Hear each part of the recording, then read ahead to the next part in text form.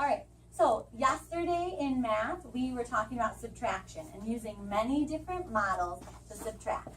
And last year in math, you learned about multiplication. So in 3rd and 4th grade, you learned how to multiply numbers. Today, we are going to learn how to use different methods of multiplication and connect those methods. So we're just going to be reviewing what you've done in the past. This is something just to kind of get your brain thinking.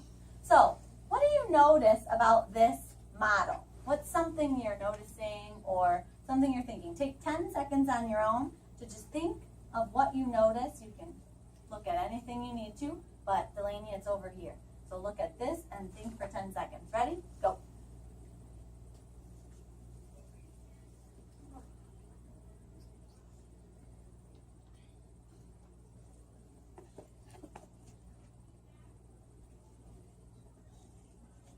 All right, turn and talk to someone. What did you notice? It kind of looks like an illusion. You guys are noticing the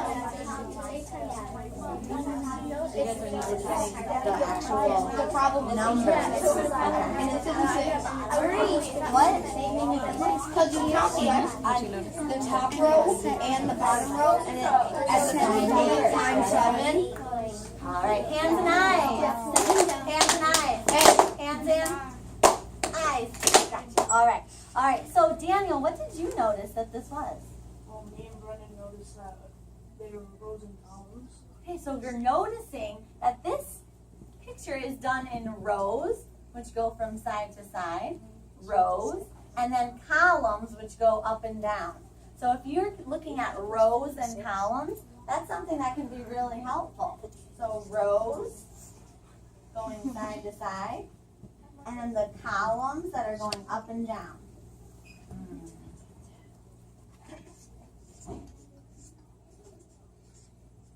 So this would be like a column. Column going up and down, or rows going side to side. Someone like to add on to the rows and column thinking. So if you're going to add on, you're not just going to totally forget what you said. Add something to that thinking. Yeah.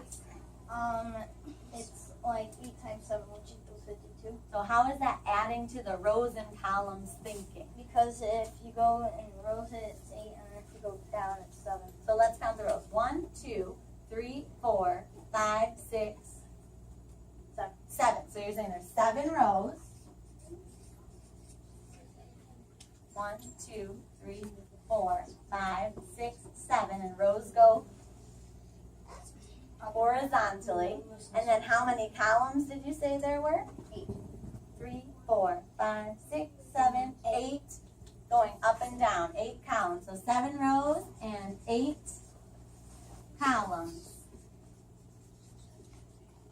So some people are saying, ooh, this looks like a problem, a multiplication problem to me. What were you thinking, Nick?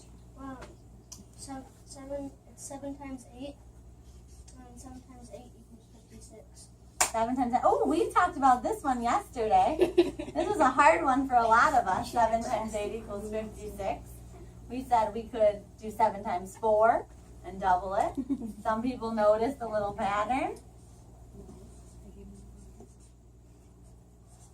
5, 6, 7, 8. Someone was noticing. 56 equals 7 times 8. Okay, so what else do you notice about this? It's rows and columns. It's 7 times 8. What else could you say? Do you know what this is called? Do you remember what this one is called? Mara, do you remember? An array. Thanks. So that's one way we can multiply. It's called an array. It's rows and columns. It's 7 times 8. They're all parallel. Okay, so you're just noticing that all the rows are parallel to each other? Thank you, because I really tried hard to make them that way. Anything else that you notice? Is there any other ways that we can multiply? So is an array the only way that you can multiply things? So if I give you big numbers, you're not going to want to make an array that's like 20 times 36. That's going to be a lot of rows and a lot of columns. So what's another way you know to multiply? Besides rows and columns in an array. Can you remember any others? I heard someone say another one that started with an A. I heard someone say one. Yeah. area model. So if you're thinking, I'm wondering what the area model is, when you get with your groups today, you're going to try to remember, what do you know about the area model? What else? The question to your the math problem that you said equals 720. Ooh, well, I'm going to look at that. I don't even remember what math problem I said, but let's look 20 at that. times 36. 20 times 36. Nice thinking. All right, yeah. You can do whole part, I think. Whole, part, and part. Actually, you could do like rows and columns, and a factor times a factor equals a product, which we'll talk about. All right, so when you get with your group today, it sounds like everyone remembers array. Some people remember something called area model. Does anyone remember something called groups of? Different groups? How many groups would there be if we were talking 7 times 8? How many groups and how many would be in each group? Maybe if we talk about a row like a group or a column like a group. What are you thinking?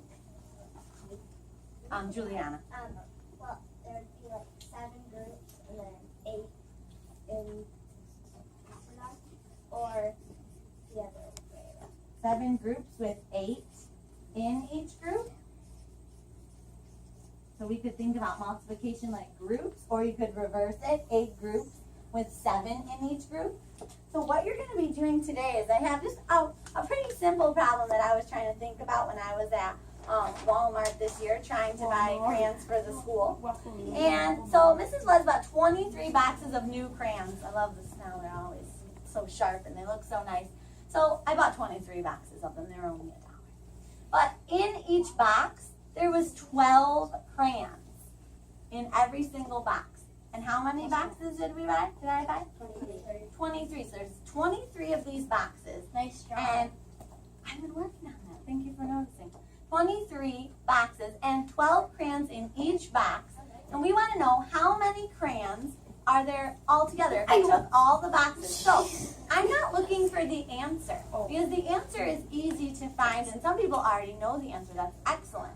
I want you today to work with your groups to think about all the different ways you can show multiplication. Because we're going to be making some connections, just like we did in subtraction. See how there's many different ways to show subtraction and many different ways to show addition?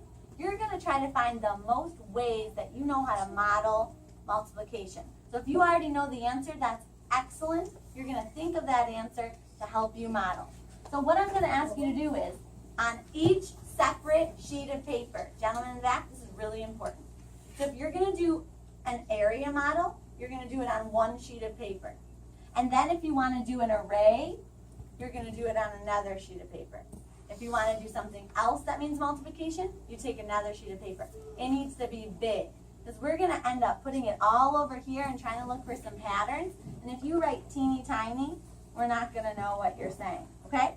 So you're going to work with a partner today. So I'm going to give you your partner. You're going to at least need one sheet to start with. And you're going to get as many as you need to go forward. Okay? So I need Bentley.